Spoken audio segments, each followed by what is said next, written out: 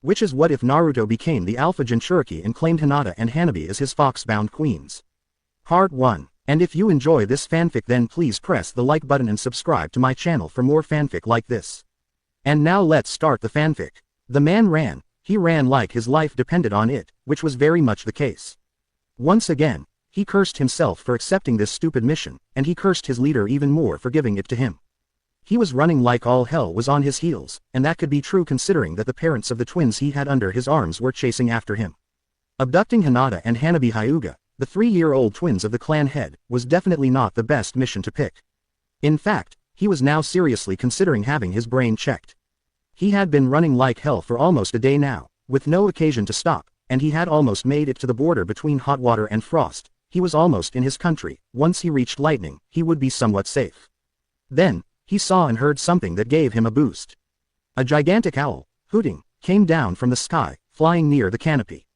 Charging chakra into his feet, he jumped always higher, finally shooting past the top of the trees, and the owl swept under him, allowing him to land on it. The summon quickly took to the air and, looking above his shoulder, the man could see Hiyashi Hyuga's hateful glare, and his wife's tear-stained eyes. Then, he collapsed, panting hard. A hand landed on his shoulder, and he looked up to see the grinning face of a fellow Kumo shinobi. Good job, Raikage-sama will be pleased. The Hyuga abduction became a major sore point between Kumo and Konoha. While Konoha was ready to go to war, the fire daimyo felt that doing so for 2 mere children was too much, and as such forbade it. Konoha, and the Hyuga in particular, were not happy. But Konoha was not the only village to react. Fearing for their bloodlines, every village refused to accept Kumo dignitaries or guests in their walls, and while the Chunin exams were an exception, Kumo teams were always heavily monitored by Anbu. Kumo may have been one of the most powerful villages. Without allies, they were in a difficult position. The most notable consequence was seen in Water Country. Seeing what might be done to them, the bloodline clans were quick to tighten their bond with Kiri and were soon considered Kiri's most devoted defenders. When the Kagaya attacked, the clans answered with a swift and brutal counterattack, slaughtering the clan to the last. In this condition, when Yagura suddenly became more bloodthirsty and seemed to try to raise discontent towards bloodline users, he was met with heavy resistance, and it wasn't long before an all-out assault against him was organized. It was then discovered that he was manipulated.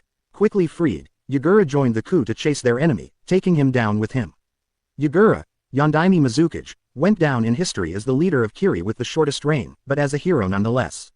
Kiri didn't suffer through the bloodline purge and kept its place as one of the strongest villages, never realizing just how much Yagura's sacrifice changed the world. Following the incident, Konoha decided that, since they couldn't settle this affair on the battlefield, they would find ways to make Kumo pay. And so, each batch of Chunin hopefuls sent to the exams was trained to the bone. Only the most hardened and merciless teams were sent, with one mission: slaughter as many Kumo genin as possible. The Hyuga and the Hokage agreed to give a small bonus for each Kumo headband the Konoha fighters brought back.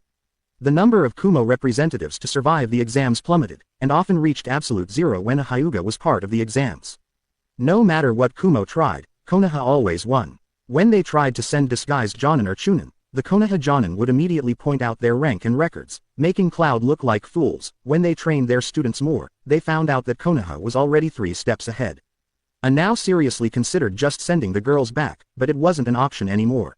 When they were 4, in an effort to ensure maximum durability, they had infused the girls with the chakra from Kyubi that was extracted from the Gold and Silver brothers, but the transfer went awry. The girls had screamed in pain throughout the whole ordeal, and it was pretty much certain he saw them losing consciousness several times only to be woken up by the pain. But that wasn't the most worrying features. Hanabi and Hinata had developed fox ears and a bushy fox tail each. It was a relief that they never went berserk. But it didn't mean there weren't problems. Hinata and Hanabi were distrustful of Kumo in general and the male population in particular. They only tolerated 2 persons, Yugito Ni and Killer Bee. But even then, they were incredibly cautious around them, never completely letting their guard down. They had tried to brainwash them into thinking they were born in the Yotsuki clan, but it was an utter failure. What little memory they had of Konoha, they refused to let go. Even more worrying, they were easily the most dangerous ninja of their generation, dispatching all of their peers with 2 strikes top. And when it came to humiliation, they didn't stop at the academy. No, they targeted every part of the hierarchy. Paint bombs placed in the Jonin Lodge, entire squads of Chunin having their shampoos switched with hair dye, Anbu ambushed on their patrol routes and tied up in compromising positions, knockout gas placed in his own office. What frightened A was probably the fact that they always managed to show just how their prank could kill. Danzo looked upon the arena with interest. After the Hyuga abduction, Hiruzen had pleasantly surprised him, placing a reward for each Kumo genin killed, and because of that, he had decided to help, in his own way. So, he had built the gauntlet, an underground arena where promising students trained and fought, using standard Anbu gear, porcelain animal masks and bandana on their hair to conceal their identity. No killing move was allowed and a cadre of mednin ensured that there wouldn't be casualties. At first, he thought it could help find some recruits for Root, but after seeing the records of the students leaving this arena, the first squad with one of his competitors to encounter opposition decimated their enemies in a matter of seconds. Those were genin from Iowa. Before the Rock Jonin could understand what happened, his students were dead and the Leaf genin had distracted him enough to allow their teacher to land a killing blow. In the span of 5 minutes, a genin squad 3 months out of the academy had decimated a squad of Iowa genin with a year of experience. From then on, Danzo had poured more and more resources into the gauntlet. Even his Root were defeated in some instances. Of course, it was the youngest Root members that fought in the arena, but it was still impressive. And given the violent increase in quality seen in the Konoha genin, he realized the gauntlet could prove more useful to Konoha than his Root could ever hope to be. From these facts, he drew the logical conclusion, sent his Root to rehabilitation, and dedicated himself fully to the gauntlet. In the span of 3 years, it went from a miserable arena to a complete underground complex, with training grounds, armories, a jutsu library, its own hospital, and a number of safe houses. Konoha's very own underground fortress. Of course, Hiruzen, no matter how soft he was, couldn't be blind to this enormous change. One day, while Danzo was going over the new students at the academy, Hiruzen had confronted him. It had taken some convincing, but in the end the aged Cage had agreed to let it run. He did not regret it. One student of the gauntlet could turn a mediocre squad into a war machine, and now the gauntlet had been running for 9 years. Konoha was stronger than ever, and this year's batch was one of the most promising and frighteningly powerful he had seen. In the arena, smoldering craters covered the ground, 2 panting youths standing their ground. Taka and Kitsune, the 2 most powerful fighters to have ever entered the arena. Taka was powerful, precise, fast learning and ruthlessly efficient. His talent in ninjutsu was absolutely frightening and he used his chikudo with uncanny dexterity. Kitsune was tireless, determined, stubborn enough to deny death itself, had chakra reserves bordering on Jonin, a talent in Fuinjutsu never seen since the Yondaime Hokage, and used his bladed staff with practiced ease. His stamina allowed him to force his way through the most difficult trainings, and while his chakra control wasn't the best, he could reach exceptional level of control on a technique through muscle memory alone. These 2 had a heated rivalry and always tried to outdo each other. One of them will become Hokage. Don't you think, old friend? Turning to the Sandaime Hokage, Danzo smirked. The aged Cage took his time before answering. We both know that only one of them is interested in the hat. Yes, but it is the one with the biggest problem. Do you have an idea on how to solve that? No, I don't really trust the Yamanaka with that, even Inoichi. Why, can you imagine the kind of trouble it would cause if it was to get out? Danzo nodded, then rose and announced the end of the match. A draw, once again to the displeasure of the public and the gamblers in particular. At first Danzo wanted these fights to be held discreetly, but he had soon found out that a small public would worm its way into the darkness to witness the matches. What he couldn't stop, he decided to take advantage of, and soon the presence of public allowed him to have more funds for the gauntlet, increasing the quality of the equipment given to the students. Moving down the stairs, Danzo intercepted the 2 fighters just before they reached their assigned locker area. You have been exceptional, even on your last match. Excellent job. Keep the masks, you earned them. Both youth bowed. Keeping the masks given to them in the gauntlet was an honor, a mark of respect from Danzo. He didn't give those easily, but they had earned it. For 4 years, they had fought in the arena, besting every opponent sent their way except for each other. Tomorrow, they would be assigned their Jonin sensei, and Danzo was positive that they would pass. He had trained them well enough.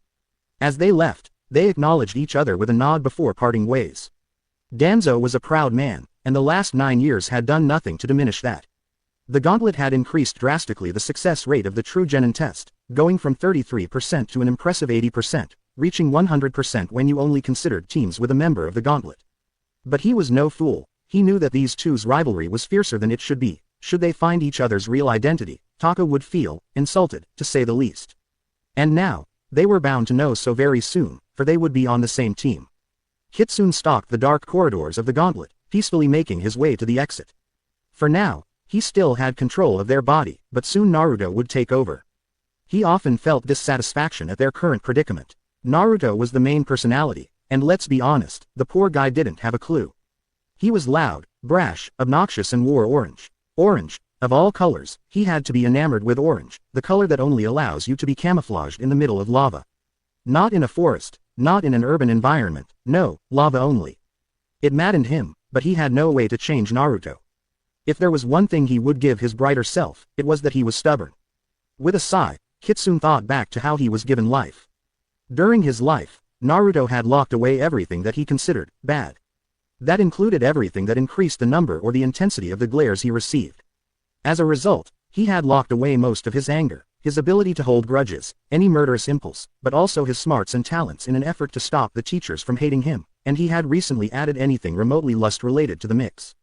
In short, Kitsune was all that Naruto was not. When Naruto had entered the gauntlet, he had let loose of all those limitations, protected by the anonymity of the mask. But as soon as the mask fell, he would deny it was him, he would refuse to admit that he and the person with the mask were one and the same. With time, the mask had gained a personality on its own, giving birth to Kitsune, a darker version of himself. But for all his might, Kitsune felt incomplete, and strived to convince Naruto to merge and finally be whole, but he refused fiercely to acknowledge him as a part of his mind. Luckily, his fight against Mizuki had opened his eyes, and Naruto had taken steps towards the merging. Reaching the exit, Kitsune took one last breath, closed his red-slitted eyes, and removed the mask. Naruto exhaled slowly. He still wasn't used to the transition. Before, when he considered Kitsune another person, he just blacked out and found himself in some dreamlike state where he witnessed everything he did with dispassionate eyes, but since he admitted that Kitsune was a part of him, it was all clearer, and the transition felt more like moving back to the front.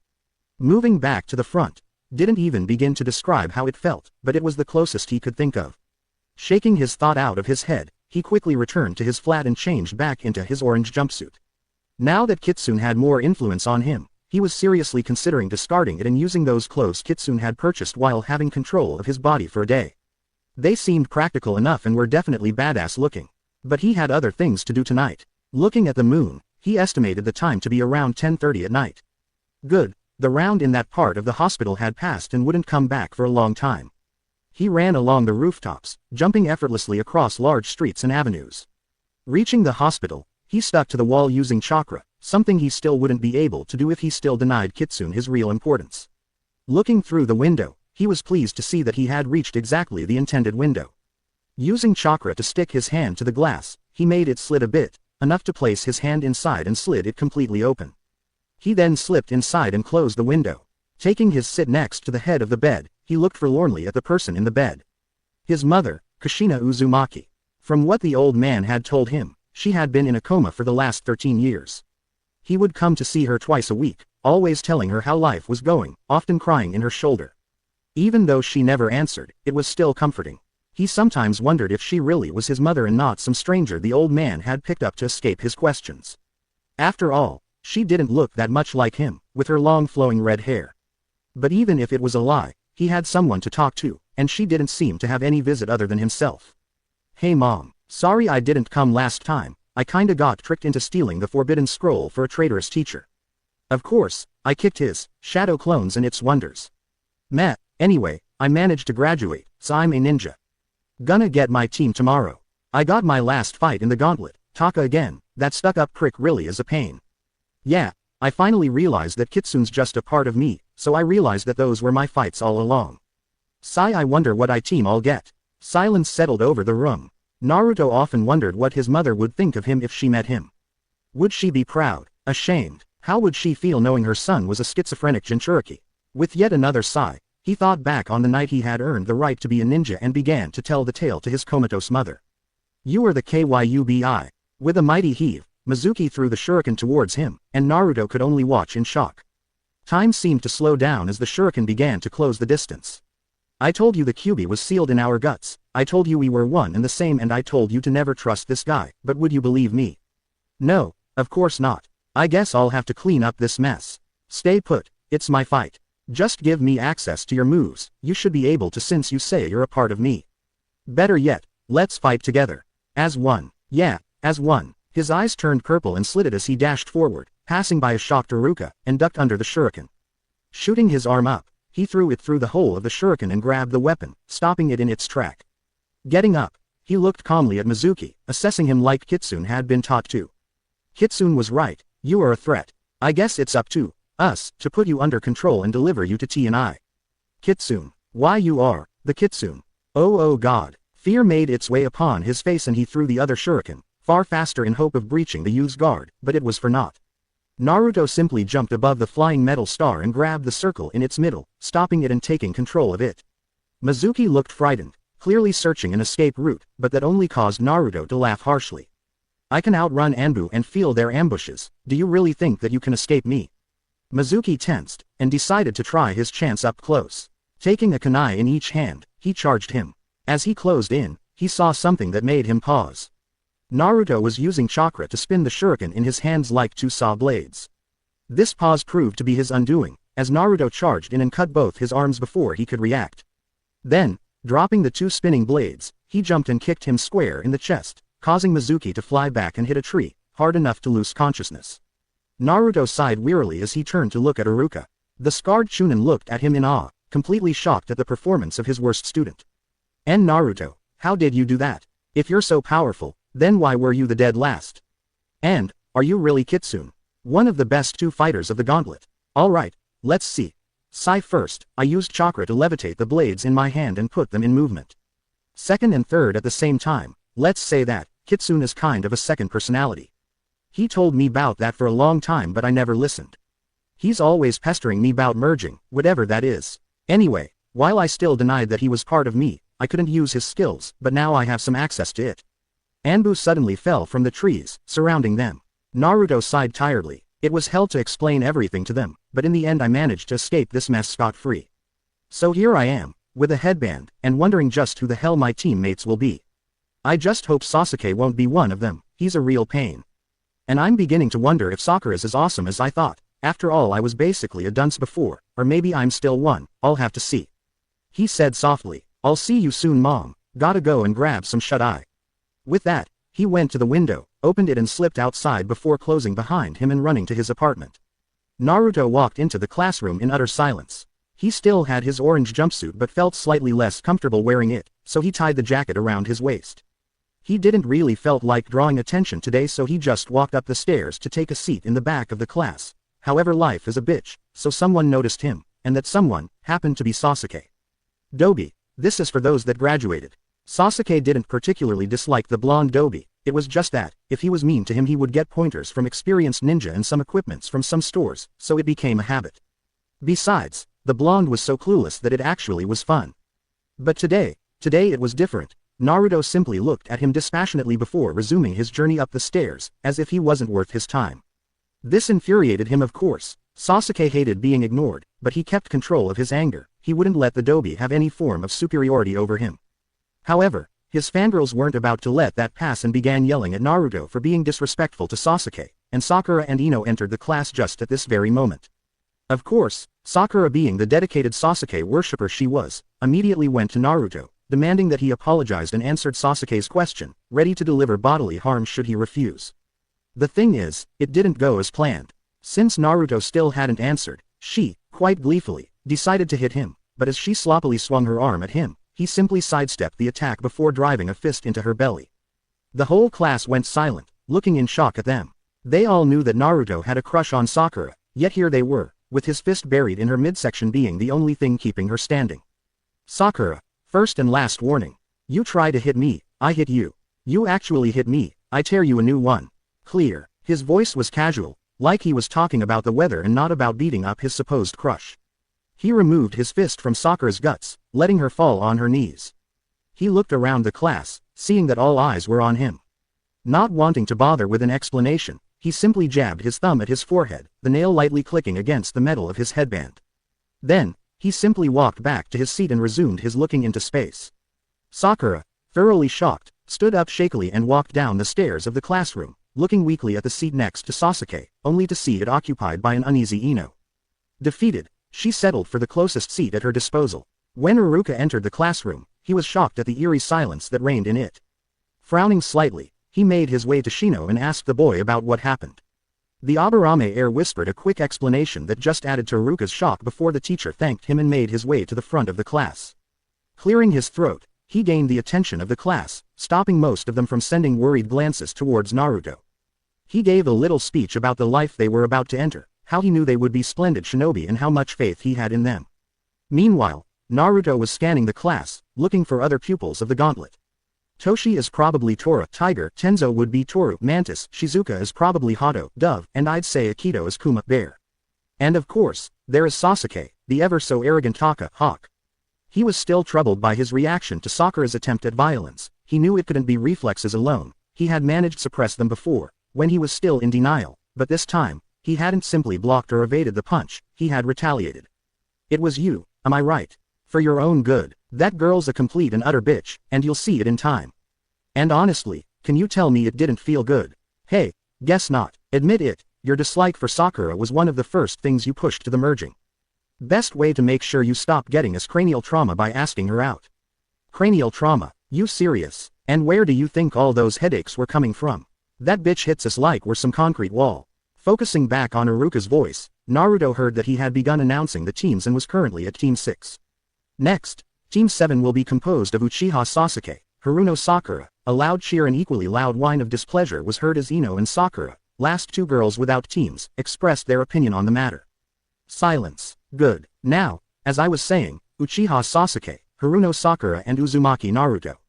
Sakura opened her mouth to protest, but the sound of shattering concrete stopped her. Everyone turned to the back of the class to see that Naruto had punched the wall, and left a crater in it. Removing his hand, Naruto looked at the blood on his knuckles, visibly annoyed. With a sigh, he sat back down and motioned to Iruka to go on, completely ignoring the slightly quivering Sakura. All right, Team 8 will be Aburame Shino, Yuzuka Kiba and Kurama Yakumo. Naruto perked up a bit. He knew a bit about Yakumo. She was part of the Kurama clan, a clan of powerful genjutsu users. From what he Kitsune knew, the Kurama were currently having trouble keeping their bloodline active with Yakumo being its last bearer, and many hushed whispers talked about the disappearance of the clan. But the Kurama were a proud lot. They refused to be dismissed as simply a dying clan, and many hopes were placed on Yakumo, the heiress of the clan. And finally, Team 10 will be Nara Shikamaru, Akamichi Choji and Yamanaka Ino. Of course, the Golden Boar groaned while Sakura taunted her, but that didn't interest Naruto in the slightest. Iruka then announced a prolonged lunch break and advised them to get to know better their teammates and think of ways to impress their teachers.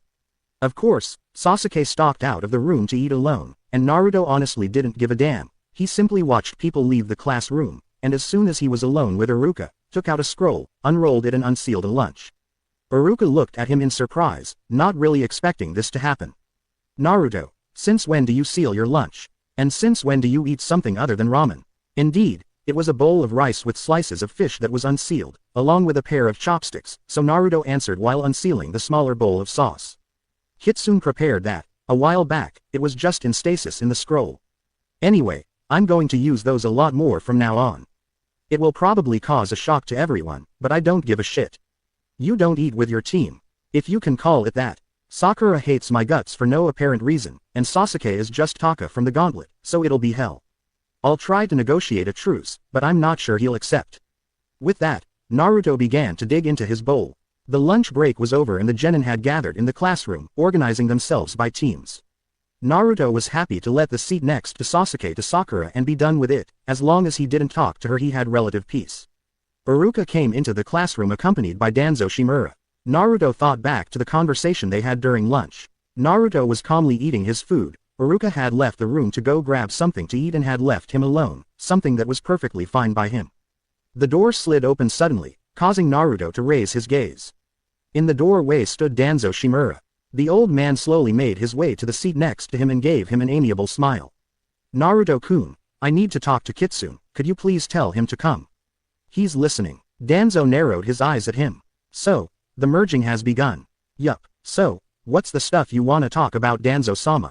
As you know, the Hyuga are the only clan to allow their member to fight in the gauntlet. We need to change that. U class has a high proportion of clan heirs, so if we prove that fighters from the gauntlet can surpass the best the clans have to offer, they will enroll their children into the gauntlet and Konoha will be strengthened. It will be done. And don't worry, when you get a Hokage made in gauntlet, you'll be sure to have an increase in frequentation. Said Naruto, absolutely serious. Danzo smirked slightly. I have no doubt we will. Alright class, settle down. Danzo-sama here has some things to tell you all. Thank you Iruka-san. Good day children. I hope you are having a good day. It is, after all, the beginning of a new life for you. You are now ninja of the leaf, and all have new responsibilities, some more than others. You are now adults and will be treated as such. You will have to become independent, both in your training and your life. This class will be especially watched, for the future leaders of no less than 5 of our clans are among you, and one of you may very well establish his own clan. At this point, Danzo's gaze fell on Naruto, and while it seemed casual, Naruto knew it was anything but that. Silently, he mouthed, "Re-establish," causing Danzo to smile slightly. Enormous responsibilities are on your shoulders, some of you will even have to manage your clan's whole possessions. The village has high expectations for all of you and will invest a lot of money and time into making you fine shinobi. You must repay it with your loyalty and sweat. Do this, and you will have a safe place where you will be able to raise your family. With a last sweeping gaze and a nod, Danzo stepped back. Thank you Danzo-sama, said Iruka. Now, your Jonin-sensei should arrive soon. And indeed, he had barely closed his mouth that the door opened to reveal a purple, long-haired Jonin in standard outfit with a katana strapped to her back. Team 5, we're going. As the members of the team rose and left, Naruto looked at who was leaving. As they passed near him, he spoke. Good luck Kuma. Everyone in the room stopped and looked at him in surprise, but not as much as the members of the gauntlet. Akito then managed to get a hold of himself, and bowed. Thank you Kitsune-senpai. Of course, now everyone in the room that didn't know of the gauntlet was confused beyond reason. Sakura, who had been about to make a snarky remark about Naruto, could only watch in surprise as Team 5 left the room while Sasuke looked intently at Naruto. 3 more teams left the room, and Naruto wished good luck to Hato and Tora. Then, the door opened and in walked one of Konoha's most powerful Jonin, Hatake Kakashi. He was rumored to have been in a deep depression for years, but it seemed being a teacher had done wonders for him. Team 7, meet me on the roof in 5. He disappeared in a swirl of leaves and Naruto simply stood up and made his way for the door. As he was about to exit, he heard Toru's voice. Kitsune-senpai, good luck. Naruto turned his head and smiled at him. Thanks, you too Toru. Then he exited the room and made his way to the roof, feeling Sakura and Sasuke following him, the latter fuming silently about being in the rear. When they reached the balcony on the roof, they took their seats, with both boys at an extremity again. Kakashi was practically beaming at them. He seemed to be in an extremely good mood today. Welcome my cute little genin, he said, getting a grunt out of Sasuke, a protest out of Sakura, and a loud laugh out of Naruto. Ha, I like that one. Think you could use it all the time sensei. It sure would make the D ranks a bit less dull. Kakashi I smiled. Maybe Naruto, maybe, it will depend on how good you do. Now, let's reassure you all, I know what I'm doing. I've had 3 teams already. They all made Chunin within a year and my first team even reached Jonin. One of them is even taking on students from your class, so don't worry, you're in good hands. Now, let's get to know each other shall we? He said with his eternal eye smile. I'll go first. I am Hatake Kakashi, Jonin of Konoha. I like many things, but mostly having friends and my beloved Ika. I dislike egoistical persons and I absolutely loathe traitors. He said the last part completely seriously, looking at them dead in the eyes. Naruto noticed he spent a bit more time on him and felt compelled to answer. Kakashi-sensei, if you're wondering if I'll ever turn psycho, the answer is no, I'm far past the point of madness. That got all those around him to look at him curiously, wondering what he meant. Naruto then motioned to him to go on. All right, we'll talk about that later. As I is saying, I loathe traitors. My dream is, currently, to make you 3 some wonderful ninja, just like my 3 other teams. My hobbies are mostly reading. All right. Your turn sunshine, he said I smiling to Sasuke and causing the only blonde present to smile. I am Uchiha Sasuke. I don't like many things, and I dislike a lot. I don't have any hobby. I don't have a dream, more of an ambition, to kill a certain man. Kakashi frowned slightly, this would certainly make things more complex. Alright, now your turn bubblegum. Sakura twitched at the nickname but answered nonetheless. I am Haruno Sakura. I like. She blushed while looking at Sasuke, who pointedly ignored her. My hobbies are, once again, she looked at Sasuke, giggling a bit this time. My dream is, another gaze towards Sasuke, this time with a hopeful smile and a slightly larger blush. And I hate Ino Pig and Naruto. That was LAAAAAAME. Sakura turned to Naruto, enraged, but the blonde kept talking. You do realize you admitted you have absolutely no motivation. You're here just to get in Sasuke's pants and, sorry to be blunt, but I have better chances at this than you do, and he's straight, that's saying something. In case you didn't realize, the Uchiha are a clan of warriors. If you want to become a pampered housewife, you should have set your sights on a civilian. What the hell do you know good orphan? Smooth Sakura, real smooth. In case you didn't notice, Sasuke's an orphan too. Casting a brief glance to Sasuke's twitching eyebrow, Sakura wisely decided to shut up. Alright, my turn, yes, Kakashi nodded. Right, my name is Uzumaki Naruto. I like ramen, fuinjutsu, old man Hokage, and I guess I'll have to expand the list when I discover new things. I dislike people who judge others or blame them for things out of their control. My hobbies would be calligraphy, getting payback through pranks and a bit of meditation from time to time. I've got two big dreams. First, becoming Hokage. His boisterous, joyful tone suddenly subsided, a more thoughtful and almost melancholic tone taking its place. My second dream is, one day, to go to Whirlpool and pay my respects to my ancestors. Alright, you're an interesting bunch. We'll meet tomorrow at 9 o'clock at Training Ground 3 to take a little test.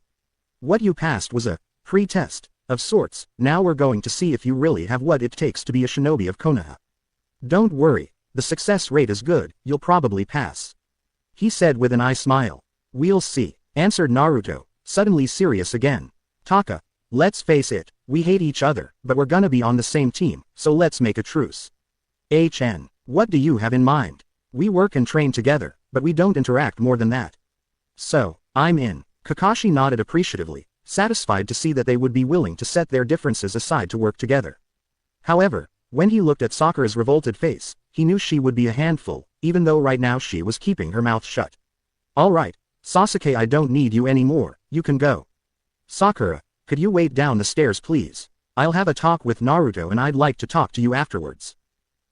Alright sensei. The Uchiha had already left with a burst of speed, leaving the pink-haired one to slowly walk down the stairs in silence, dejected that her crush didn't want to talk to her. Okay, Naruto, what was that comment about being far past madness? You know of Kitsune of the Gauntlet, right? Yes, I know of your identity in the Gauntlet. More like second personality, said Naruto, causing Kakashi's eyes to widen in shock. Wanna meet him? He's a bit on the snarky side, but he's an okay guy. Naruto, are you telling me that you are talking to a Kitsune in your head? Don't worry, he's not the fox. Let me show you. Crossing his fingers, he summoned a shadow clone on the bench next to him. The clone opened his eyes to reveal that they were red and slitted, causing Kakashi to tense. Nice trick, good idea. So, here's our teach, huh? Well hi, I'm Kitsune, Naruto's darkest side so to say. And don't worry, I'm 100% human-made, Fluffy can attest to that. Fluffy, yup, no end of fun calling that wet fox Fluffy. Kitsune then proceeded to explain his birth to a dumbfounded Kakashi. And that's about it. Since we're on the way to merging, we can say we're past madness, don't you think?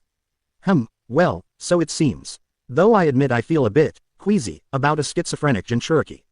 Yeah, I know. Anyway, was there anything else you wanted to talk about? Yes, do you really want me to keep using cute little Genin? Naruto and Kitsune looked at each other before grinning maniacally. Heck yes, they said as one. Have you seen the look on their faces? It was hilarious, continued Naruto. Okay, I'll see about that, you can go now.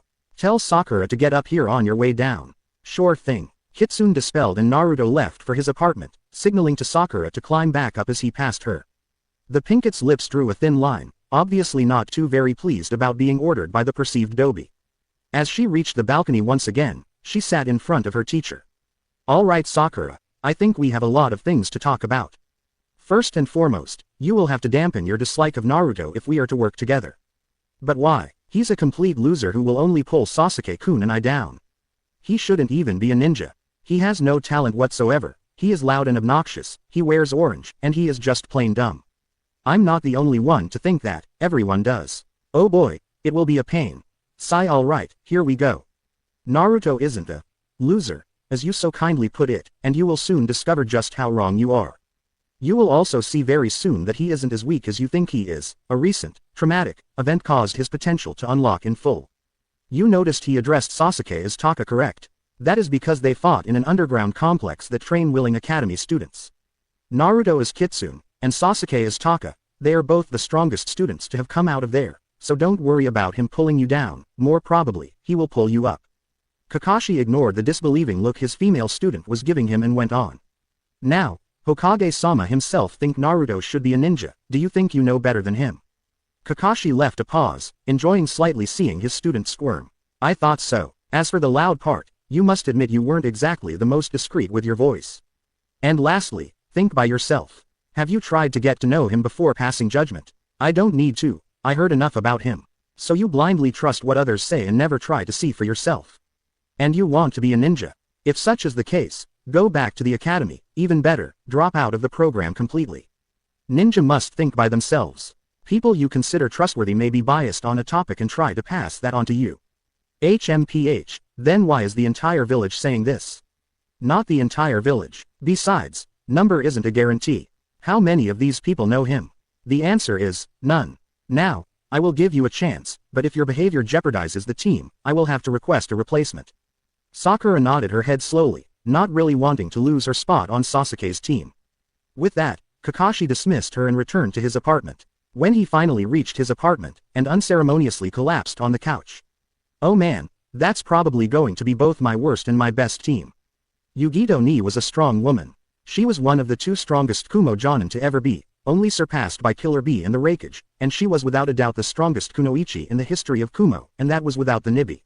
With her lifelong partner, she was a powerhouse, surpassing even in terms of raw chakra output and firepower. But there were still things that made her wish she became a pastry cook like she wanted to be when she was a kitten. A good example of such things would be the pranks pulled by the infernal duo, Kumo's very own night vixens, as they extravagantly decided to name themselves, and as their legal guardian, she was faced with them far more often than she'd like. With a sigh, she stopped in front of Mabui. What did they do this time? Paint-bombed another shop? Replaced ration bars with concentrated hot pepper? Or did they hit a gas bomb in A's office, again? None of these. Go in, he'll explain. With another heavy sigh, Yugito stepped into the room, bowed to her leader and took her seat next to her charges. They both wore identical clothing, meaning black sandals, black pants, black short-sleeved shirts and cream-colored long vests on top of it. The main difference between the Foxy twins was the hair. Hanabi's hair was kept into a Heim cut, having a ponytail extending out of the back, while Hinata's was just long flowing hair, both reaching their mid-back. They looked at A and Yugito innocently, but the swishing of their tails left no doubt. They were thrilled. They had once again executed some prank, and a big one it seemed. Alright Raikage-sama, what did they do this time? They littered the Anbu patrol routes with traps. They disabled no less than a quarter of the Anbu Corp before we understood what happened. We had a breach of security of major importance for 4 hours last night. And if that wasn't enough, they then disrobed the knocked out Anbu and tied them up in compromising positions and left them in some of the most frequented streets of the village. Yugito's first impulse was to bang her head on a wall. She looked over them, and saw that the sisters looked indeed pleased with themselves. Alright young ladies, what do you have to say for yourselves? They had it coming, said Hinata. Yeah, they were trying to peep on us in our bathroom. Added Hanabi, so we had to get revenge. By disabling a quarter of our Anbu forces. Not our fault if they're amateurs. Answered Hanabi. Yes, if they worked correctly they would have seen the traps. They left their guard down inside the village and they paid for it.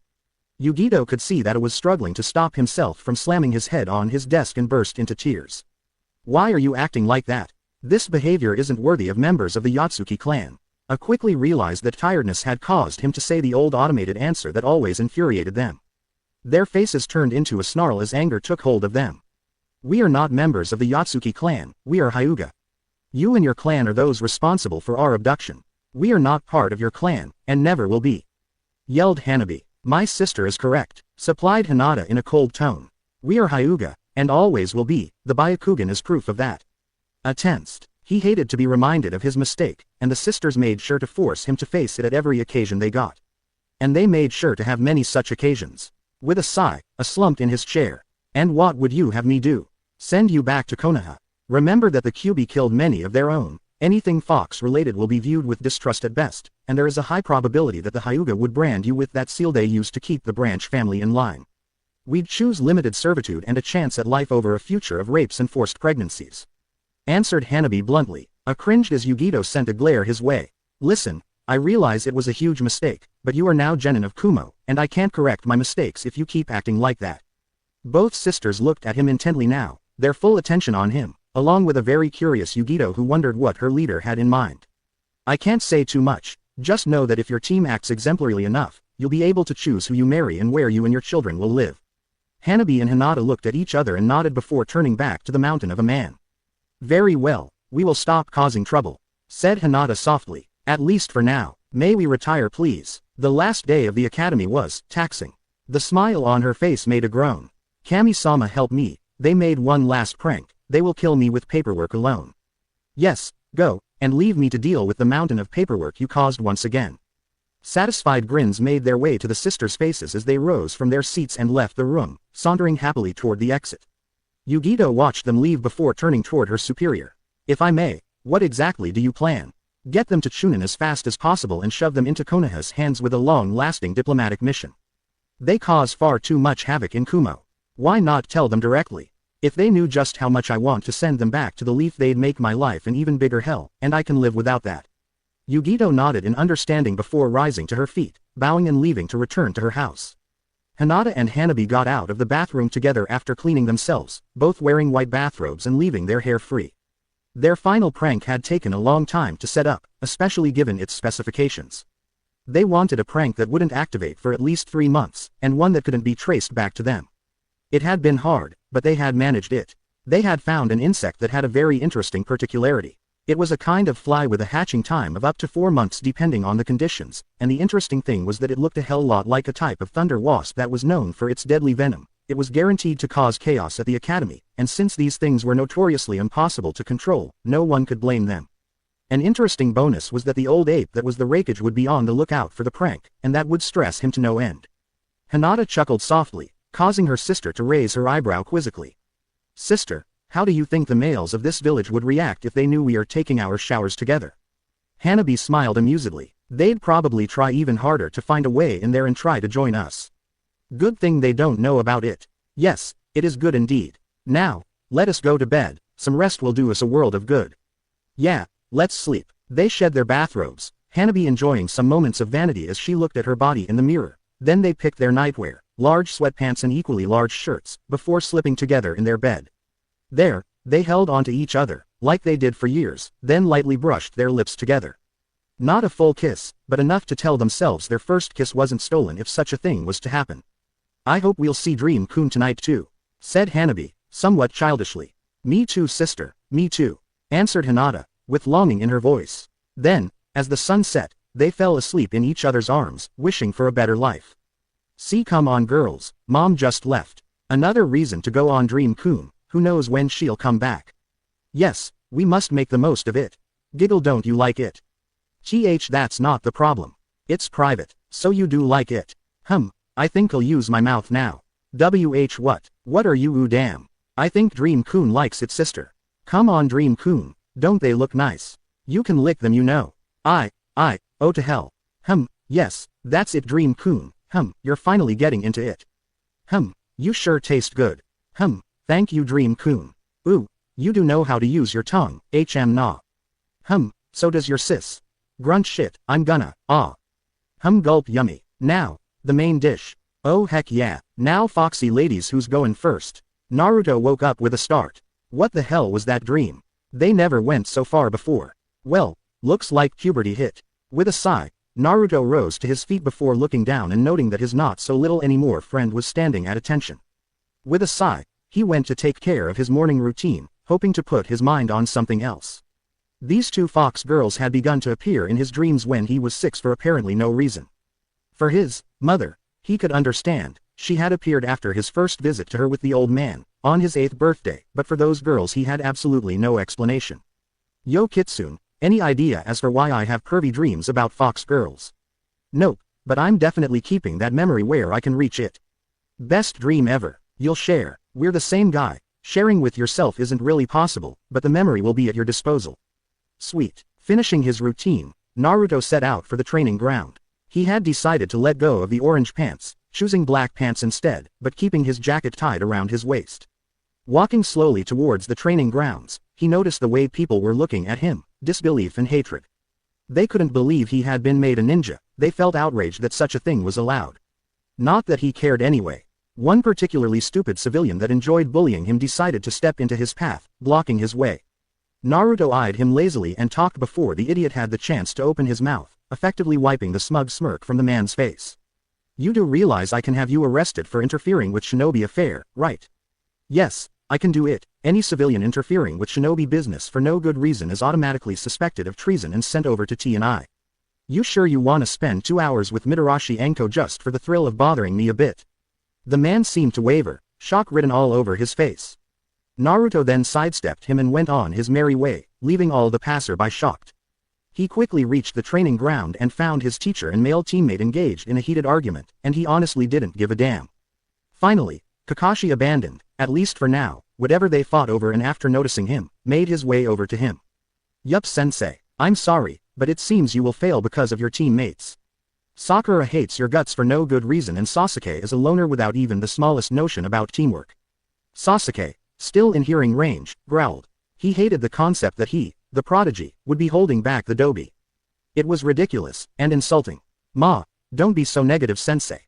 Sasuke and I got an arrangement yesterday. I know he'll abide by the terms, and if he is willing enough to work as a team, Sakura will follow like a good lil puppy. Naruto, I've seen other teams like that. They always end up bad. All the more reason to become Chunin as fast as possible, that way we won't have to endure each other's presence longer than necessary." Kakashi nodded skeptically, making his doubts about the future of the team clearly known. Sakura chose just that moment to appear, and of course immediately ran to Sasuke's side and began acting like they were almost a couple, with Sasuke passionately ignoring her. With yet another sigh, Kakashi clapped his hands once, gaining their attention. "All right, time to begin the test." He got out an alarm clock and put it on top of a small log. "It's set to ring at noon, so you have 3 hours to try and impress me. Here are the rules. If you impress me enough, I pass you individually. If you fail to impress me, you go back to the academy." He then got out 2 little bells. "These babies here are free passes. You manage to get a bell, you can pass, even if you didn't impress me." Sakura was, of course, certain she wouldn't need the bells and silently celebrating the fact that Naruto would be sent back to the academy. Sasuke and Naruto looked at each other. The Uchiha raised an eyebrow, asking silently if the Uzumaki thought there was something fishy too. Naruto nodded slightly. Kakashi saw the exchange and wondered if maybe he was wrong. "Now, come at me with the intent to kill, you won't manage anything otherwise." "But, sensei, we could hurt you," said Sakura. Sasuke sighed in exasperation, wondering why he had been cursed with her as a teammate. The dobi, he could do, he was Kitsune, so he was strong, even if he had trouble accepting it, but Sakura. Annoying and weak. Naruto didn't even react. "Now, Sakura, I know what I'm doing, I'm the veteran here, right? Now, begin." The 3 genin disappeared in the trees, 2 faster than the last, and began to observe. Sasuke and Naruto, trained as they were, had decided to stick together and see if they could find exactly what was bothering them with this test. "Your thoughts, Taka? Seems strange. Danzo-sama said genin teams always had 3 genin and a teacher, so why would he create the possibility to have only 1 or 2 students? He expects us to pass, but not Sakura. I think he wants to see if we'll go out of our way to help a teammate, even if she's useless. After all, that's Konoha's creed, comrades gotta work together no matter their strength. So I guess that means we'll have to get her a bell. Or get her to work with us. That's probably a test on teamwork or something. You shouldn't have too much trouble getting her to work with ya, since she's all over you and all. I give her to you anytime. No thanks, I like my girls a lot foxier." Naruto ignored Sasuke's questioning gaze and began to smell the air slightly, quickly locating his teammate's smell thanks to the shampoo. Following the smell with Sasuke tagging along, they quickly reached Sakura. "Yo Pinky, don't scream." Sakura spun on her side while taking a kunai, pointing it at Naruto's voice, only to see him looking amusedly at her with an annoyed Sasuke at his side. "Okay, long story short, this is a test of teamwork, so if we wanna pass, we gotta work together. So, you wanna get a bell or what? Why should I believe you, loser? I'm sure you want to pass using Sasuke-kun's and my talent. Right, Sasuke-kun?" The last part was said with an enamored gaze towards the Uchiha, causing him to raise a hand to massage his right temple. "Sakura, how many genin teams have only 2 genin?" asked Sasuke in a clearly exasperated tone.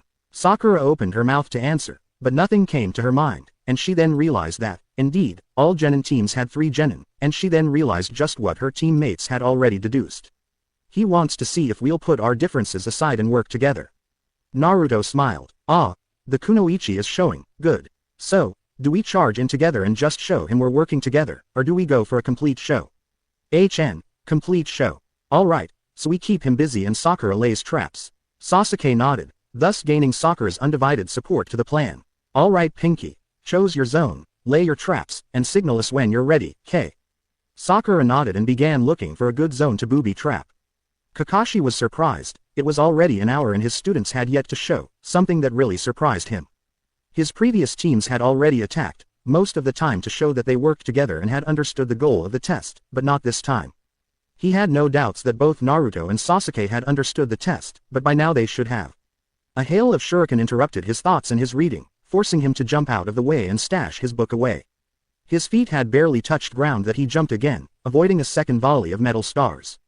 Backflipping out of the way, he landed on his feet with a kunai in each hand. In front of him were Naruto with his bladed staff and Sasuke with his chikudo. His brow furrowed, but before he could talk, Sasuke dashed forward, slashing low and forcing him to block his blade with one of his own. Quickly, his second kunai went up, stopping Naruto's attack. Naruto, using his kunai and his staff as support, slammed his foot into his cheek just as Sasuke's right foot left the ground to lodge itself into his stomach. The combined impact threw the Jonin towards the trees. Skidding to a halt, Kakashi shook the surprise out of his system and quickly began to counter his opponent's strikes. Sasuke's form was flawless. He only needed experience and speed to become one of the most dangerous blade users of the leaf. As for Naruto, there was absolutely no form at all. The only constant seemed to be movement. There was no pattern, no way to predict his next strike, no style, or at least none he knew of, and it was frighteningly efficient. Without really noticing it, Kakashi was slowly pushed back towards the trees. Suddenly, a trap was triggered, sending a hail of kunai his way, forcing him to jump out of the way, and directly into another trap. For 10 good minutes, he had to avoid traps, and while they were basic, it wasn't that easy with two of his students keeping him occupied. The killing blow came after a particularly vicious series of traps. One had released a cloud of gas of quite displeasing smell, but it wasn't really hard to block it out. Another had caused a slight ringing in his ears, thus limiting his sense of hearing, and his eye was locked on his weapon-wielding students. Suddenly, they both lowered their stances, slightly confusing Kakashi, until he saw Sakura sprinting to stand at their side, with both bells in her hand. Kakashi stood there, shocked, for a minute, before getting a hold of himself. Well, I am impressed. Most teams would have chosen the easy way and simply attacked together, but you decided to go for the hard way and actually try to get the bells. I am very impressed. So are we, said Naruto. You're a real badass, and you weren't even at 25%. What are you talking about, Naruto? Asked a surprised Sakura. He is said to be almost cage level. Do you really think that 3 students out of the academy, no matter how good, could land even a single hit on a serious cage? Sakura's eyes grew the size of saucers as she looked at Kakashi. Sasuke, hearing this, looked thoroughly pleased, probably because he had a really strong teacher. Anyway, said Kakashi, I have quite a good idea of both Naruto and Sasuke's specialties and capacities, so I'll have to test you, Sakura, and see where you can improve. We'll probably spend the next weeks bringing you up to par. Then, he turned his gaze to the 2 boys. I expect you two to keep working. I'll give you a voucher to allow you to borrow some scrolls at the Jutsu library. You both know your elemental affinities. Both nodded and Kakashi handed them a piece of paper with an eye smile. Good, I trust you to avoid going overboard. Naruto and Sasuke departed and made their way toward the Jutsu library. At the founding of the village, most of the population was made from clans such as the Uchiha, Hyuga, or Kurama, so a good deal of the most important institutions in the village had been entrusted to clans, both to ensure they were functioning and to show trust towards the clans. For instance, the Uchiha had been given the military police, the Hyuga were in charge of the relations with the fire daimyo among other tasks. The keeping of the Jutsu library had befallen the Senju, but since there officially was only one Senju left, the staff was composed of families with ties with the Senju. The library was a tall building, heavily reinforced to resist possible attacks and capable of locking onto itself until the danger had passed, making it one of the entrance points to the shelters. They walked inside and went to the reception. The man at the reception looked up, and smiled brightly at Sasuke when he read the note, but he saw Naruto just as he opened his mouth. His expression immediately turned sour. I am sorry, but we do not allow the likes of him in our respectable institution. Sasuke rose an eyebrow and prepared to question the decision, not out of the kindness of his heart, but because he felt insulted by association, but Naruto put a hand on his shoulder and shook his head once Sasuke looked at him. Go find your scrolls, I'll come in soon. Could you just gimme the paper? Sasuke shrugged and gave him the paper without a care and went inside the library. The man behind the reception desk had an incredibly smug smirk on his face.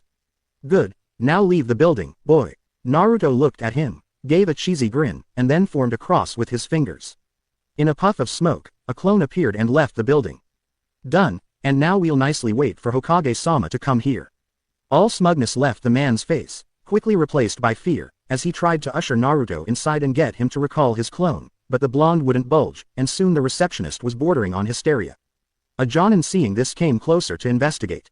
What's happening here? Naruto turned to him and gave a civil, if a bit sinister, smile. It happens that this guy doesn't think the local Jinchūriki is allowed in the jutsu library despite written orders from Hatake Kakashi-sensei. The Jonin took a second to digest the information. Can you show me these orders? Naruto made a clone and had the clone hand its copy of the note, causing the Jonin to quirk an eyebrow, both at the technique used and at the mistrustful behavior. Not the original. Do I look stupid? Said Naruto, causing the Jonin to look at him quizzically. Enough people have tried to screw me over, I'm not trusting of strangers. The Jonin read the note, handed it back to the clone, and leaned against the reception desk. So kid, what kind of reparation are you gonna ask? Dunno. Why? Well, that guy is basically suspected of treason just for refusing entry to a ninja. That caused the receptionist to pale horribly.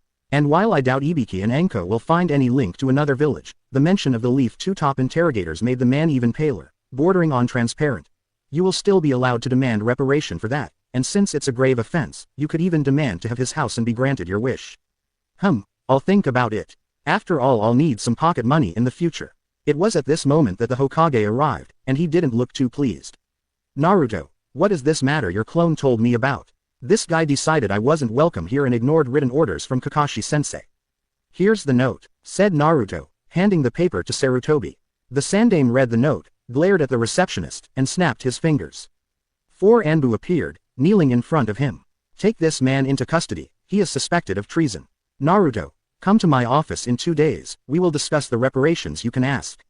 Okay old man, thanks. Sarutobi smiled, then shunshined back to his office as the Anbu shunshined with the frightened man to the detention area and left one of their own at the desk. The Jonin looked at this, clearly impressed. Damn kid, you've got big friends. Yup, but I have to if I wanna go far. Say, you're Jonin, huh? Yup, think you could give me a hand? I'll be sure to remember you. Hey, already playing the game of favors. That's a bit early, don't you think? Maybe, but you, along with the whole village, will soon find out that I have enough power to do it. Now, I think you already know my name, but what's yours? Ikazuki Atsuo, what are you looking for? Atsuo was wearing the standard Konoha outfit, had short flat brown hair, a slightly angular face and a goatee. His gray eyes held curiosity and interest. Fuinjutsu, advanced books, Fuinjutsu, whistle man, that's a rare interest. You got lucky, that's one of mine too. Come, the Fuinjutsu part isn't really that big, but there are some good books. What's the last book you've read? Introduction to Advanced Fuinjutsu by Namikaze Minato. Whoa, what the fuck? You've read the Yondaime's book? Yup, couldn't find Senju Mito's books though, are they in there? Well, yeah, but I personally failed to even begin to understand Yondaime-sama's book, so I won't be able to help you on that. Not a problem, just showing me where to go will be a huge help. Well, it's here. Say, how hard was it for you to understand Yondaime-sama's work? Fairly difficult. I had trouble following his train of thought and his explanations seemed a bit, well, I don't mean to insult his skills, but he didn't sound like he completely understood what he was trying to explain. Are you telling me you think you're better than Yondaime-sama? No, I'm telling you he could have written more clearly. Besides, he wrote that book early in his career, and some time after he did, his skills in Fuinjutsu grew by leaps and bounds, so he either found a new and excessively good teacher, or he made a breakthrough of epic proportions. But yes, on the theory, I think I'm currently better than he was when he wrote that book. Then there's the practical side, I'm still working on that one. Okay, so you're just better than most jonin at one of the most difficult fields of the ninja arts. Let's say it's in my blood. Say, you got experience right. I made a few seals, think you could look them over. 2 days later, Naruto asked for the receptionist's house and, ironically, offered to rent him his own house. The man had no choice but to accept. 2 months passed. Team 7 was slowly progressing, mostly because Sakura was trying to catch up, something she was doing with surprising gusto and determination. Naruto had found in Atsuo a teacher and kindred spirit, and when they began talking Fuinjutsu, they were often at it for hours. Together, they imagined new seals never seen before and worked to make them real. It was slow but there were progresses made. Very soon, Naruto was introduced to Atsuo's neighbor, an orphan girl by the name of Tenten that was crazed enough to build her own forge on the roof of her apartment building. The interesting thing was that the forge worked perfectly and she produced some of the finest weapons of the Leaf, even if she didn't know that. She also held an interest in Fuinjutsu, and soon the three began spending entire days talking about possible seals and their applications. As a sign of friendship, Tenten reforged the blades of Naruto's staff and gave him some of her kunai and shuriken. Today was a day off for the entire village since the clans would be busy for the whole day. Today was one of the biannual clan gatherings where they discussed how their lands were doing. All of the major ninja clans of the village had noble status and had large properties spread throughout Fire Country, and while the minor clans also had properties, they weren't as big. Twice a year, the members of the clan taking care of the lands would come to Konoha to give their report on both the economic situation of the lands under their care and the troops trained on their lands. Konoha in itself was too small to hold Fire Country's full military power, at least if they wanted to count, so the clans trained ninja on their lands in an effort to bolster the ranks. While the ninja trained out of the village weren't as good as those trained in the village, and rarely went beyond Shunin, they were an important part of Konoha's military power. Today was important because the heirs of most of the clans would be introduced to the marvels of land owning and managing. While it may look like a hassle, it was actually of the utmost importance. The main reason the daimyo gave such leeway to Konoha was because the ninja clans were an important part of the economy of Fire Country. For instance, the Aburame held a complete monopoly over the production of silk, and theirs was the finest in the elemental nations, something that brought great pride and incomes to their clan. The Nara owned the majority of the medicine industry, while the Hyuga owned the lands producing the finest sake. The Kurama held most of the opium farms in the country, the Inuzuka had a firm grip on the vast majority of the animal-related businesses, the Akamichi owned some of the most productive mines of the country, working with the Yamanaka when it came to gems, letting the mind readers and their jewelers craft the most exquisite of jewels. The Uchiha owned some of the best forges in the world, and the weapons made there brought a great deal of income and pride to their clan, and even if they were slaughtered to the last, their fame remained. The Senju, or what was left of them, owned entire forests of otherwise rare trees. All in all, Fire Country couldn't work without the ninja clans and their power. Naruto on his part was patiently waiting in a conference room in the Gauntlet. Danzo had told him to come here, and he had a good idea of what was waiting for him. A few years back, he had seen on Danzo's desk a poorly hidden file, so poorly hidden he was sure Danzo wanted him to see it. The file was named Whirlpool Resurrection. The door opened, and in walked Danzo, followed by a samurai wearing a black attire with a dark blue armor suite with the Uzumaki swirl on each pauldrons on top and surprisingly a leaf headband. He had gray hair kept in a low ponytail, black eyes, a scar running across his left cheek and a thick mustache. He looked impassive, and just the way he held himself screamed of a veteran. Next came a jovial-looking man, in his late 20s, with spiking bright blue, almost white hair, hazel eyes sparkling with optimism, and a constant smile on his face. He wore Konoha's flak jacket and his Konoha headband on his right arm, sewn into the sleeve of his black shirt, and black pants and sandals. A piece of cloth reaching his mid-calves fell from the back of his belt and seemed to bear the Uzumaki swirl on at least the inside. Third came a woman, probably in her 40s, her black hair kept in a high ponytail reaching the small of her back. She had black eyes and beautiful features. She wore a light blue kimono with dark blue border that hugged her features, showing just how much of a woman she was. She probably gave a heart attack to a lot of old geezers with this kind of figure. Interestingly, her dark blue obi bore a plate bearing the leaf symbol. Glancing at her slightly ample sleeves, he caught sight of a handle behind the clipboard she held, causing him to tense slightly. The woman seeing this gave him an appreciative smile, as if satisfied to see she wouldn't work with an incompetent boy. Fourth came a bulky man that looked anything but at ease and looked like he expected the ground to move. If the bunch of swear words he kept muttering was anything to go by, he was a sailor. He was tall, around 6'6", had dark brown hair falling to his broad shoulders, kept out of his forehead by a cloth headband that had probably once been white, hardened blue eyes, a scar running across his surprisingly still working right eye, and a bushy black beard. This giant of a man was the only one not to have a leaf headband, but the massive sword on his back showed that he too wasn't to be messed with. He wore a massive green GI as a jacket, the sleeves looking like they had been ripped off, possibly by his arms considering the size of his muscles, matching GI pants, and wooden geta. The sword itself looked like it had once been part of an anchor before being ripped off, sharpened and put on a handle. Danzo sat next to Naruto, and the four took their seats on the other side of the table. The giant looked at Naruto, unimpressed, while the others bowed their heads politely. "Old man, you're telling me we'll take orders from that shrimp? Are you sure you want to judge me on my size instead of my brain?" That stopped the three others from scolding the sailor. "HMPH, just 'cause your grandfather was daimyo doesn't mean you have what it takes to lead Whirlpool. And that's why you're here, to help me learn and advise me. Though if you don't feel up to the task, I can always find someone else." The man glared at Naruto while the blonde calmly held his gaze, not giving an inch. Finally, the giant relaxed and let out a boisterous laugh. "All right lad, you got balls, that's good. You may be blonde but you're Uzumaki all right. The name's Sufuku Daijiro, recently appointed leader of Whirlpool's fleet. May it be for war or trade. I got the ship for it. You can find me in Kiri's bingo book. They nicknamed me Blood Wave after I sunk a quarter of their fleet. They attacked the wrong guy. My pa was Whirlpool's last admiral. Well, it is a pleasure to meet you, Daijiro-san. Hopefully we can grab a drink together when I'm of age and finally able to go to Whirlpool. Ha, count me in. All right, old man, your turn, he said, elbowing slightly the samurai next to him, causing the man to let out a gruff sigh. Uzumaki-sama, I am Musashi Masahiro, commander of Whirlpool's samurai forces. I know you are a ninja and as such probably don't think much of a samurai, but I assure you that my troops can give a run for their money to a lot of ninja. Masahiro-san, I do not think less of you because you are a samurai. It would be not only stupid but also insulting towards you and your troops. I may be your leader, but it doesn't mean I can disrespect you. Masahiro by now was literally beaming with pride, delighted that his new leader was thinking in such a way. Those are exactly the words of your grandfather. I am proud to once again serve in Uzumaki. I was part of Whirlpool's forces before the fall of the village. Rest assured, my lord, that all that your clan taught us will be passed unto the next generation. I am pleased to know this, Masahiro-san. I may require your tutoring later on. I wish to know all that my clan left behind, even if it isn't part of the ninja arts. It will be my pleasure to teach you, Naruto-sama. Naruto smiled. He could see now that he had gained the loyalty of the old samurai for more than just his family name. Next, he turned to the woman.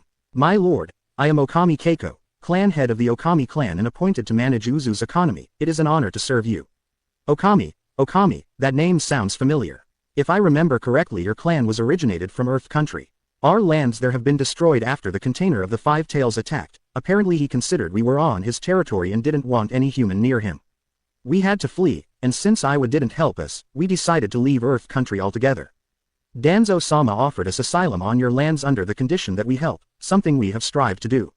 I see. I hope you didn't lose too many people during the attack. No, Han-san was more interested in making us leave. My father-in-law, my predecessor as clan head, negotiated our flight in the middle of a battle. It left him crippled but alive, and Han-san allowed us to leave despite being able to kill us. I see. You have my condolences for your husband. Hiko's eyebrows shot up, in surprise. Your condolences. Azumo-kun is just fine. Why do you think he is dead? Well, you said your father-in-law was the last clan head. Oh, I see. We Okami work a bit differently. The clan head is the most competent leader in the clan. It's not a hereditary title. Oh, I see. Well, I am happy to hear this. I am a bit curious about your clan. Hopefully I will be able to learn more when I visit Whirlpool. Keiko nodded, a smile on her face. Lastly, the ninja straightened up a bit. Well, my lord, I am Suiho Kento, current leader of the Whirlpool ninja forces. We're trying to go back to the old days where Fuinjutsu was our main specialty, but it's a bit hard. A lot of knowledge was lost during Uzushio's fall. So we kinda compensate with the rest. We are for now at 500 shinobi, most of them low chunin level, but we're working on it. We concentrate mostly on defensive techniques and we have a respectable pool of med nin. Good, and don't worry about Fuinjutsu, I'm working on it. I found a few partners to trade ideas with and we're making good progress. How is Whirlpool's academy doing? Well, quite good. We got quite a few students eager to be part of the corp, but since the population of the island isn't back to what it was, we'll need more time to be fully functioning. It's not a problem, we have time. Are you making common exercises to work with the samurai? Yup sir, once a week. Good. How long will you stay? I'd like a little sparring match if it's okay with you. Ha, we can do that just after the meeting if you want sir. Sounds good. I hope you're happy. Not many get the occasion to kick their bosses. Kento laughed at the joke, clearly happy to have a cool boss. I'm gonna like working with you boss, you're a cool guy. Well thanks. Now, let's get down to business. It may take some time, but I want to know exactly how my people are doing. The meeting lasted most of the day, a lot was discussed, and Naruto further impressed his advisors. When they left the village after the sparring match with Kento, they were all happy with their new leader and Daijiro was loudly boasting that he had the best boss around. Danzo, who had stayed with him all along, was impressed. You did exceptionally well, I prepared. Besides, a leader is there to serve the people, not the other way around, so I gotta get into the mindset. Danzo nodded, pleased with his charge. How is Kitsune doing? Not much left, most of the merging is done. Well, if you'll excuse me, gotta go grab some shut-eye, it was a tiring day. Danzo nodded, letting the youth return to his home. 3 long months since graduation, 3 months of D ranks and Sakura being trained into the ground to catch up. It had taken a month just to convince her to stop dieting, but, after that, she had made fairly good progress.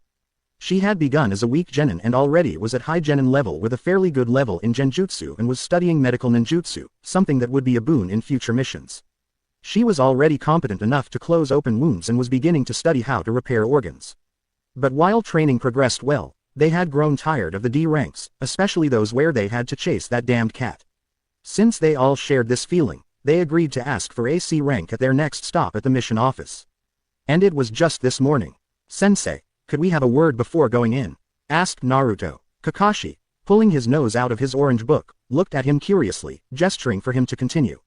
"We are tired of the D ranks, Sensei," said Sakura. "We think AC rank would be beneficial. D ranks are no challenges. AC rank might show us how much we've progressed." Kakashi thought about it for a moment, then nodded before proceeding into the office. "Hello, I would like to acquire AC rank for my team," said Kakashi to the Chunin handing the missions. The man looked through the list he had. "Ah, we have something for you. It's a simple escort mission. You will accompany a bridge builder back to his country and protect him while he finishes his work. Hokage-sama mentioned that your team specifically would be best suited." The Chunin sent a look to Kakashi that clearly said, "There's something fishy. Be on your guard." Kakashi nodded and took the mission. The man gave them the address of the hotel where Tazuna resided and the team went there. They quickly reached their destination, a low-cost hotel situated in one of the most rundown parts of the town. Damn, the guy must have put all his money in the mission.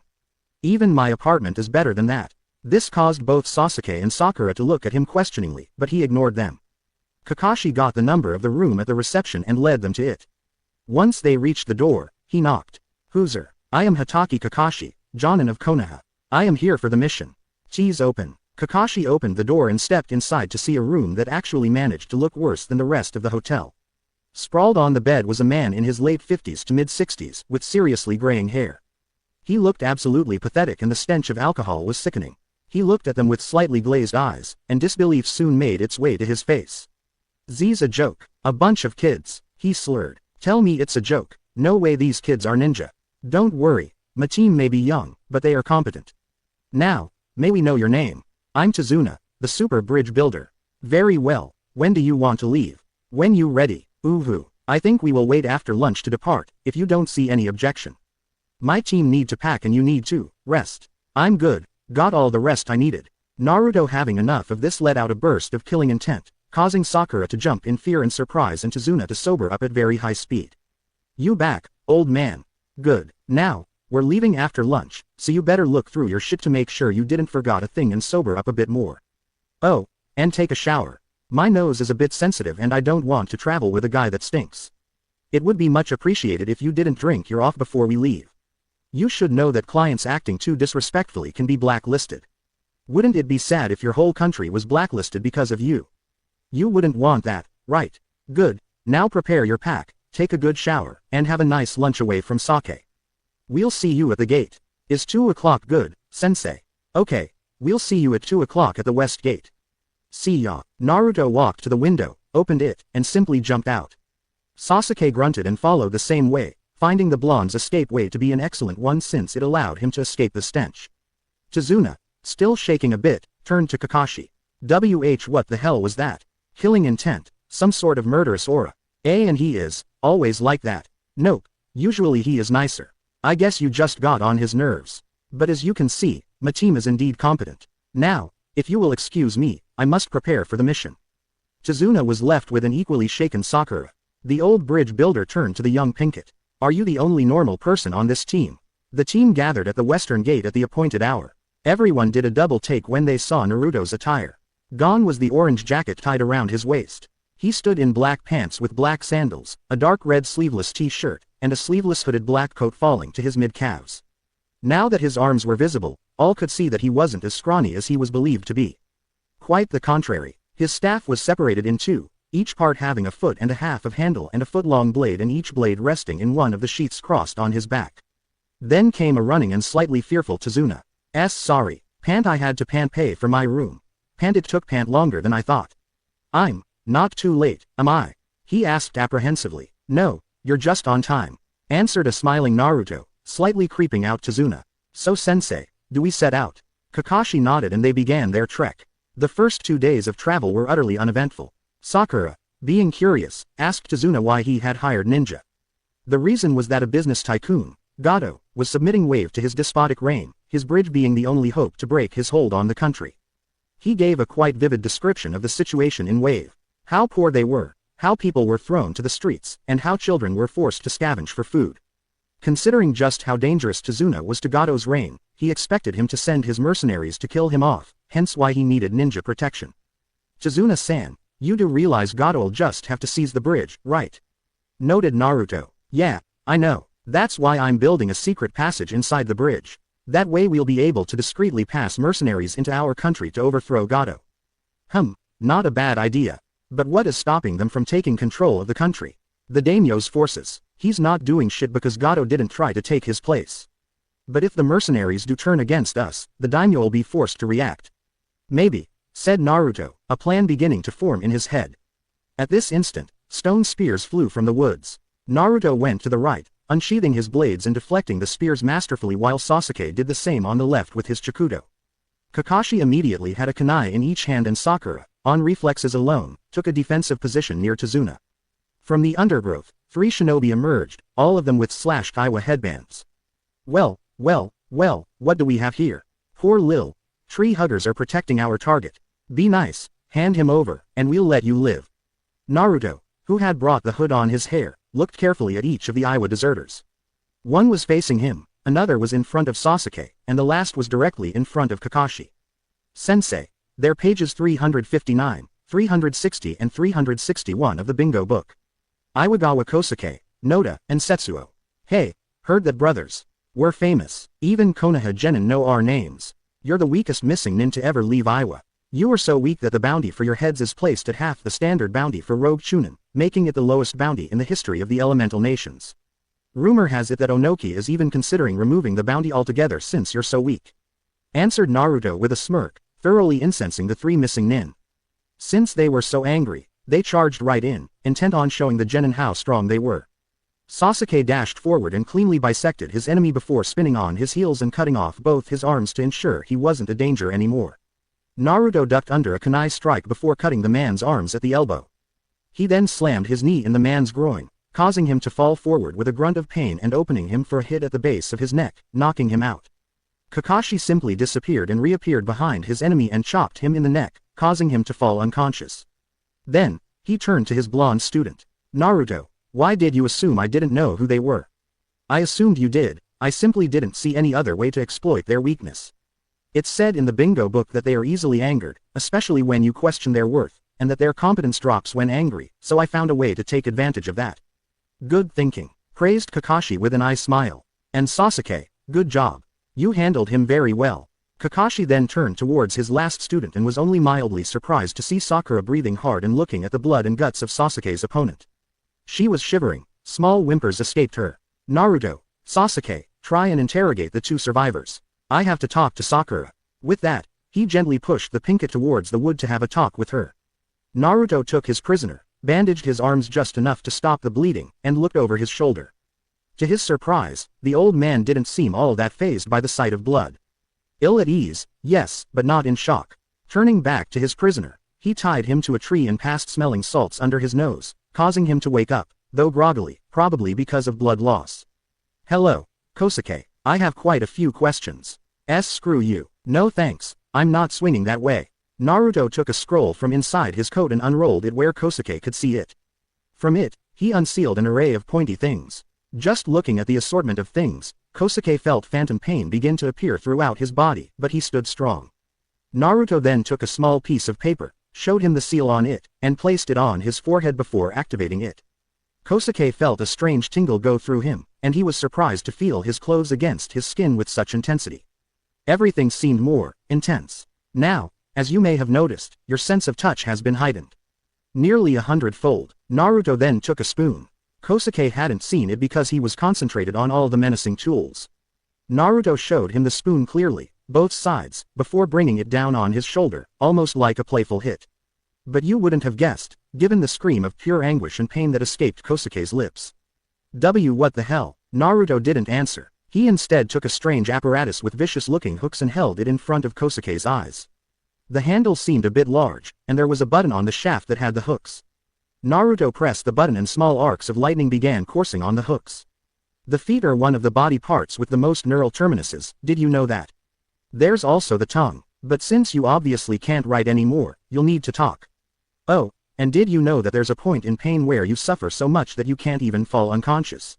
That did it for Kosuke. If a single spoon could cause that much pain, he didn't want to know what that thing would feel like, especially not if he knew he couldn't escape it. He blurted out everything, how Gato had hired them to kill Tazuna, the exact emplacement of Gato's fortress, his ties with the daimyo, the number of his goons, even the emplacement of the pirate bases working for him. And Naruto, of course, took note of everything on a little notepad. When Kakashi came back with a slightly better Sakura, he saw a whimpering mess near Naruto and Sasuke trying and quite failing at extracting information from Setsuo. It seemed Sasuke's torture methods weren't his bright point. Alright Sasuke, enough, I'll handle him. The Uchiha backed off grumbling and the slightly sweating Iwagawa smirked. Kakashi then turned to Naruto and sighed. Naruto, I asked you to interrogate him, not break him. But I interrogated him, he sang like a bird. Here are my notes. Kakashi looked at the notebook and his eye widened. Naruto, how did you do that? A tag, a spoon, and some intimidation. Naruto, never speak of this around anyone with contacts in T&I. Why? Because if you do, Ibiki will pester me until I give you to him. Meh, fair enough. So, we go on. These guys were weak as hell and their boss isn't particularly stronger. Kakashi thought about it for a moment before nodding. Alright, behead them. I'll seal their heads, their bounty will add to the mission pay. Kosuke almost welcomed death, but not Setsuo. Far from that, you fucking tree huggers. You'll all die. You can't stand against Gato's army. You'll all die, and I'll piss on you from up there. Sasuke, having had enough, beheaded the man in one swift slash of his Chikudo. Kakashi quickly sealed the heads and they resumed their trek. Along the way, Sasuke kept sending dirty looks to Naruto, pissed that the Dobi, the dead last, was once again besting him. It was infuriating. He was supposed to get stronger to avenge his clan, yet that guy, who didn't seem to have an ounce of hatred in him, was getting stronger than he was. It wasn't fair. With a growl, he returned his gaze to the road in front of him. The team was walking down one of the many foggy paths of Wave Country. They had recently landed after taking a small boat to cross the sea. It had taken nearly an hour at full speed to go to Wave. And, on the end of the journey, they had to cut the engines and road, all for the sake of being discreet. While they walked, they didn't notice the pair of eyes looking at them hatefully, nor did they notice their owner gathering his chakra. Suddenly, a spear of stone shot from under Tazuna, impaling him completely. What? Screamed Kakashi. 3 kunai shot from the trees, slamming into each of the genins' heads, while a hand coated in a blade of rock shot through Kakashi's torso. Ha! So much for the almighty Hatake Kakashi. Screamed Kuromoto Batu, rogue jonin from Iwa. I knew you leaf scum were just weaklings. Kakashi, blood pouring from his mouth and soaking his mask, turned his head to face him, and I smiled. Huff, what? Kakashi appeared behind him, swinging his hand coated in lightning in an arc and cleanly beheading him. Kakashi then took a handkerchief from the deceased Jonin's pouch and used it to clean his hand. It's okay, guys, he's dead. The genin and Tazuna joined Kakashi near the new corpse, Sakura looking away while Kakashi collected the head and Naruto drew a cross on a portrait in a black book. Well, that guy is worth quite a lot, mostly because of his crimes. This mission is becoming more and more profitable. Do you only think about money, Naruto? No, I also think of 2 beautiful and sexy foxy twins I wish existed outside of my imagination. Hey, I'm a ninja. If you want a benevolent and chaste guy, go see a monk. You disgust me. I can live with that. So, Tazuna-san, where's your house? I got a few things I'd like to talk about with ya, but I don't feel like doing it in public. Tazuna began to lead them down the path and they quickly reached his house. The door opened and a woman burst out of the house, running toward Tazuna. Father, you are okay. I am so relieved. There were rumors about Gato hiring ninja to assassinate you. They were true, but these ninja were even better. Gato will have to find new goons. Ninja-san, this is my daughter, Tsunami. The Konoha team bowed politely at Tsunami and introduced themselves. Since it was beginning to be a bit late, Tsunami went to prepare dinner while Tazuna showed them their rooms. Kakashi and Sakura each got one for themselves while Sasuke and Naruto had to share the last room. Of course, Naruto didn't really want to share a room with Sasuke, so. Say Sakura, how about we trade rooms? What? And my privacy? That would be the perfect occasion to entice Sasuke with your body and show him you're better than Ino. Deal. Sasuke sent a death glare to Naruto. Kakashi looked bemused at the scene, and Naruto calmly went to settle down in his new room, laughing to himself about how easy to play Sakura was. After he finished setting his stuff down, including a complete bedding, he went to the kitchen and helped Tsunami. At the diner table, everything seemed fine, even though the kid seemed a bit broody. After dinner was finished, Naruto decided it was time to begin phase 1 of his plan. "Chizuna-san, may we talk in private?" The bridge builder nodded and led Naruto to his room so they could talk. Once there, he sat on his futon and faced Naruto. "So, what do you want to talk about? What if I had a way to rid you of Gato and the daimyo at the same time?" "I'm listening. For a reasonable sum, I can call for the forces on my lands, just north of here, in Whirlpool, and I can stage your very own coup d'etat. After that, you can proclaim yourself daimyo of Wave and use the country's treasury to pay for both the use of my troops and the mission, which by now has probably been updated to A rank at least since there was a Jonin. Besides, you'll be able to fund the completion of the bridge. So, what do you say? How long for your troops to come?" Looks like that seal I designed will be useful," said Naruto with a smile. 2 weeks before the mission, he had designed a seal to send messages across long distances. It was far less efficient than radio wave and was still experimental, but it served its purpose. Fishing inside of his coat, he took a scroll out. "How could you hide that in this coat? It's big enough to be noticed." The marvels of Fuinjutsu. Unrolling the scroll, he began pulsing his chakra into the seal, sending a mental message along. In the officer quarter of the main Whirlpool fortress, a message appeared on the corresponding scroll. "All right, my troops should arrive in, 5 to 7 days. Chizuna nodded, accepting the delay easily. "You promise you won't take over the country? That would be extremely bad for my image, so yeah, I promise not to take over Wave Country, well, unless you ask me to," answered Naruto with a grin. 4 days had passed. It was early morning and Naruto was sitting on the roof, looking over the rising sun. Sakura was still sleeping, exhausted after yesterday's training. Kakashi was keeping the pressure up and she was now working on waterwalking.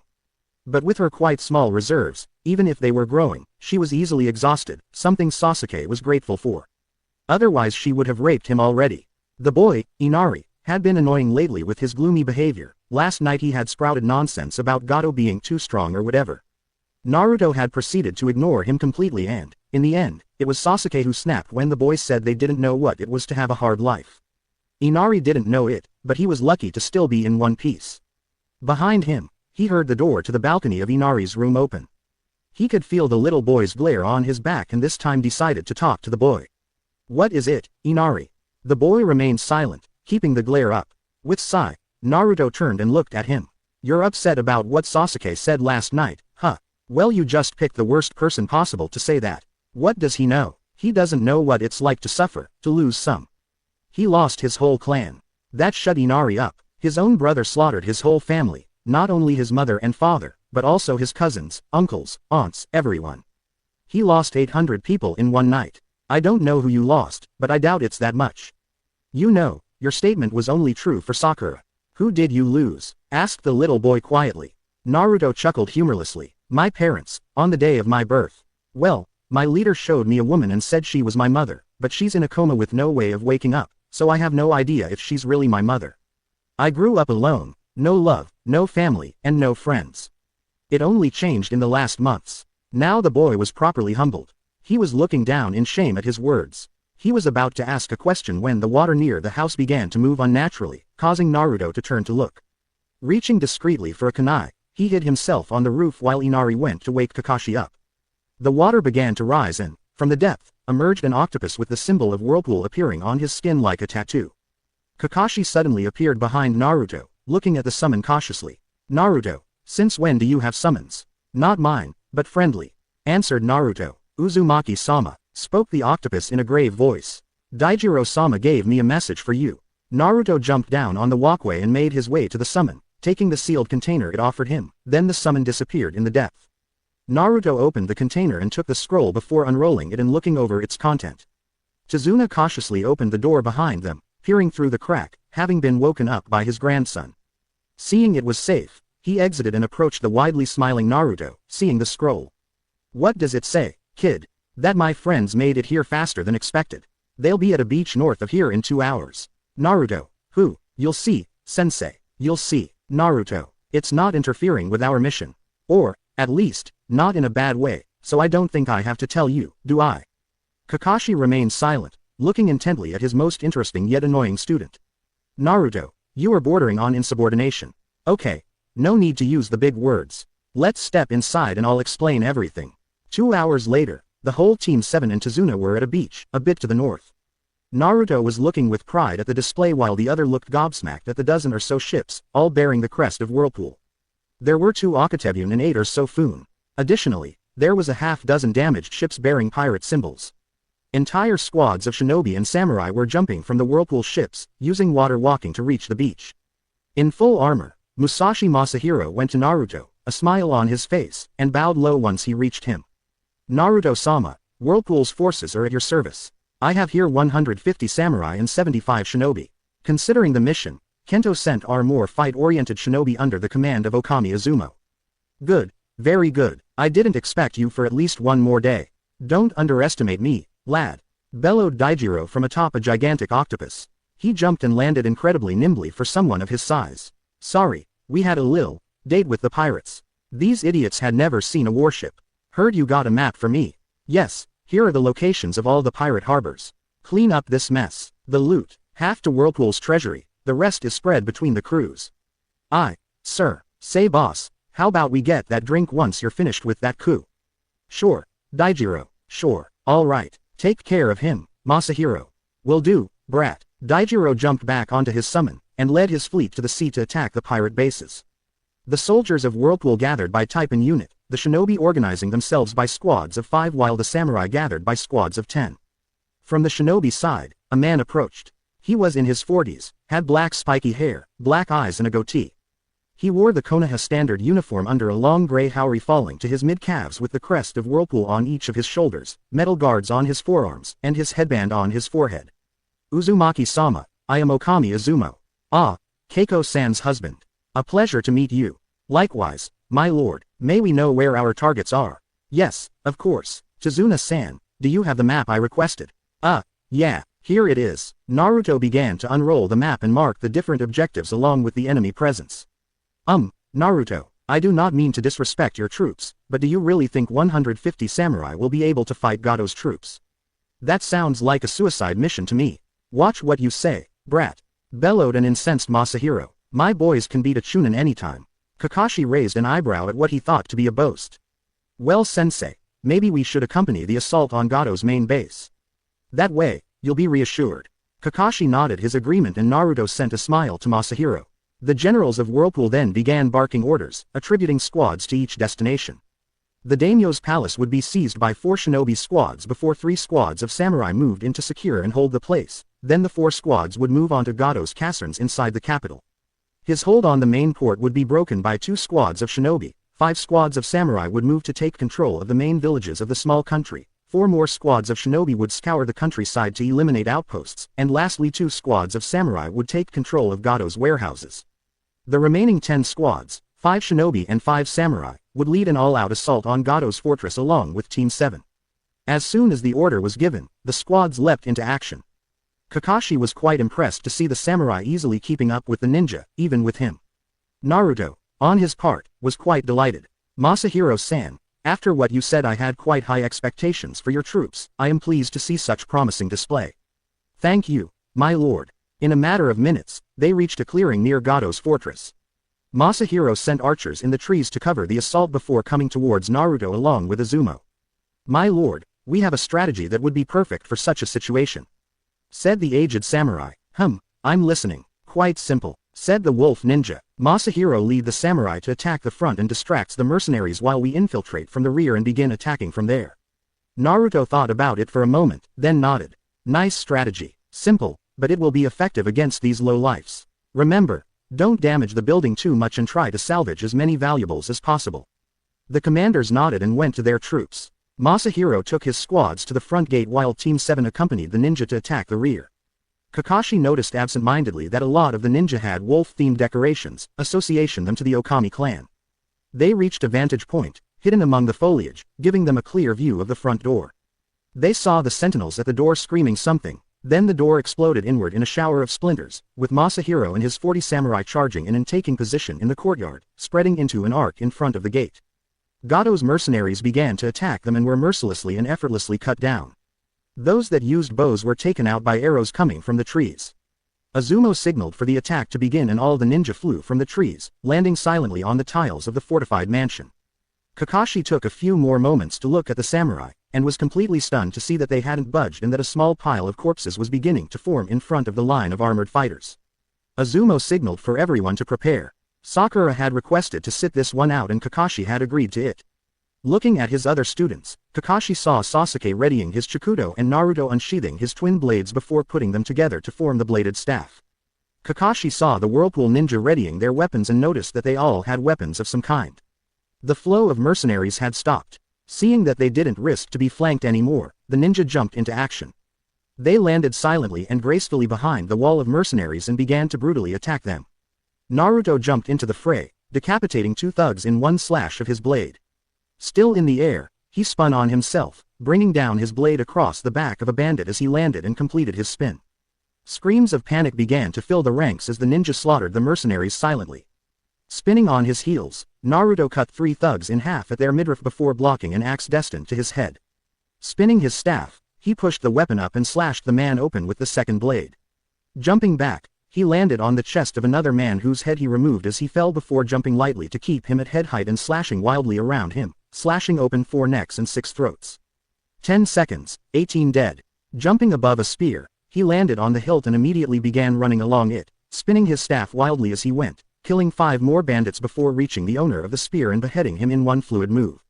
24. He dashed to the right, ducking under a strike from a nunchaku before driving his blade in the skull of the owner as he removed it. He used the momentum to open another goon from hip to shoulder with a spin of his staff. He then jumped over a sword strike and took the wielder's head. An idiot trying to look cool by using a war scythe tried to kill him. Naruto simply stepped back before swinging his staff and cutting the shaft. He then kicked the blade into the man's face while blocking a dagger from his left. Using the momentum of his right foot, he jumped up and slammed it into his opponent's windpipe, crushing it. Accompanying the falling corpse, he spun his staff around, slashing open 3 more throats. 32. The ranks of the opposition were thinned, no one remained near him and the last enemies were taken down. Masahiro came to him, a smile on his face. How many, my lord? 32. A victorious smile made its way to the general's face as he extended his hand toward one of his captains, palm upward. The captain, grumbling something about killing machines, placed a pile of Ryo in Masahiro's hand to Naruto's amusement. You made a bet on my kill count. Yes, sir. I knew you would at least kill 30 of them, so I bet on it. Naruto nodded. All right, let's go get the Gato fellow. If I may. Sir, said Izumo, it would be safer to let my clansmen search the complex and warn you once the target is located. Naruto thought about it, then nodded his consent. The shinobi began to spread throughout the complex, searching for traps and enemies.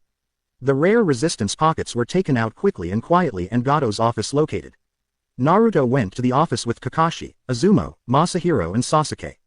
Kakashi approached the door and opened it suddenly, diving inside with a roll, a kunai in each hand ready to take out any threat. He was only greeted by a scream of fear from Gato. Who are you? Wait, you're a ninja. Get me out of here and I'll pay you a fortune.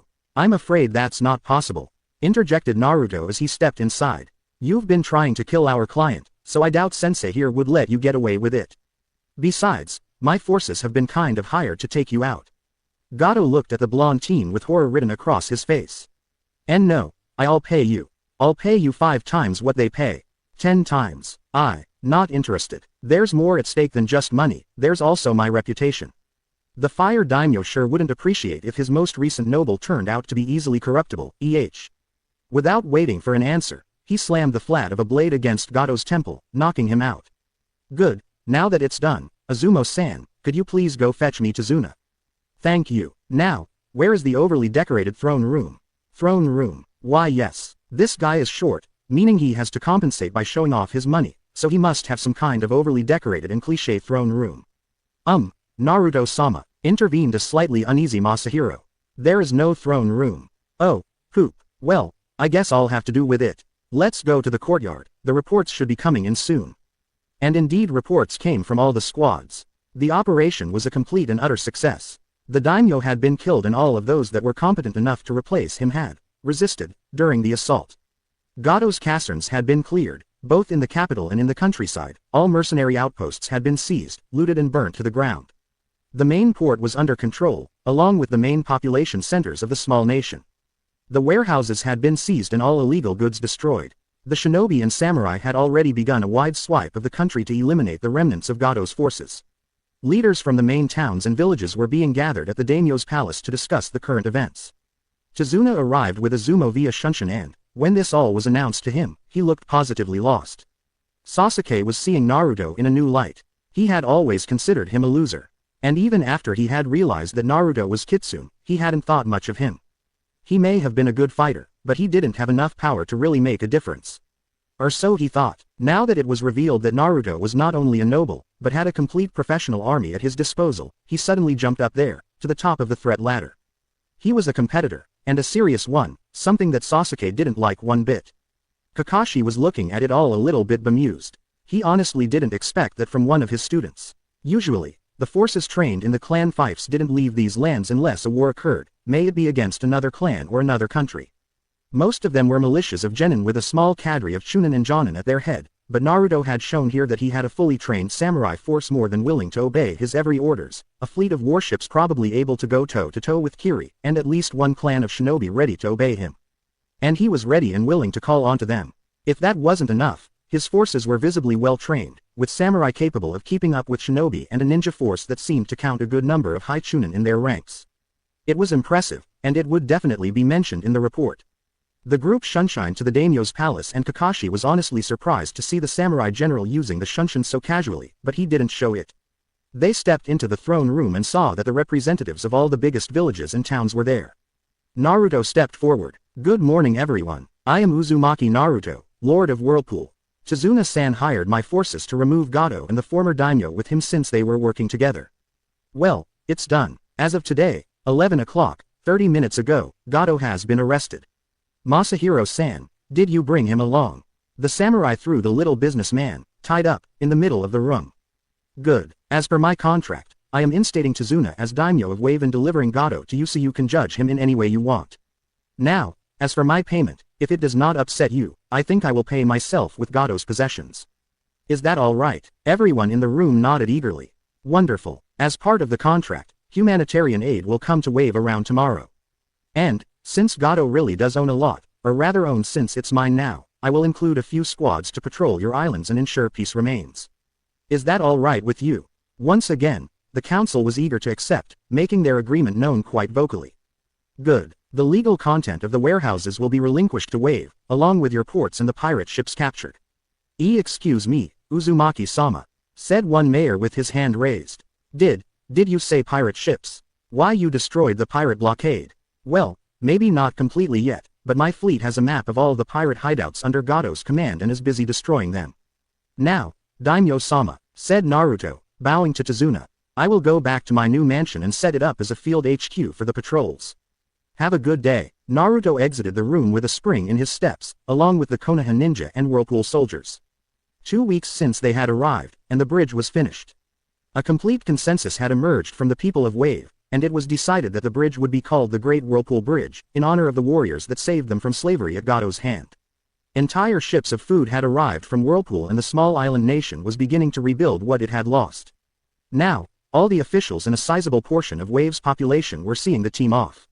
Naruto was exchanging a few last words with the commander of the patrol forces in Wave, a woman named Minamoto Tomo. Finally, they set off to go back to the Leaf. Sasuke was as gruff as ever, even more so when it came to Naruto. Said blonde was clearly showing he didn't give a damn and smiled wickedly, and Sakura was back to worshipping the Uchiha with 1 or 2 wary glances to her other teammate. Kakashi, under the cover of reading his book, was thinking deep, trying to understand why exactly his student had this smile. Finally, curiosity consumed him. Naruto, what are you smiling about, if I may? Hey, Tazuna-san may be a good bridge builder, but he isn't a daimyo. He wasn't formed to be one. And it so happened that all those that could have advised or taught him resisted during the assault on the palace. He'll want out, sooner or later, and without anyone competent to take the post, Wave will want to become part of Fire Country, most probably to become part of a fief to benefit from the privileges. Now Kakashi understood, and they'll choose the fief that was so good to them, Whirlpool. Yup, thus allowing me to control a good half of the most used sea trade routes in the elemental nations. I will almost have a monopoly on the fire and hot water country's eastern coasts, and even a tad bit over Tide's northern coast. If Lightning wants products from Tide, they will have to have them pass through my lands and my fleet or pay a far bigger price when they go through at least 3 other countries to go around me.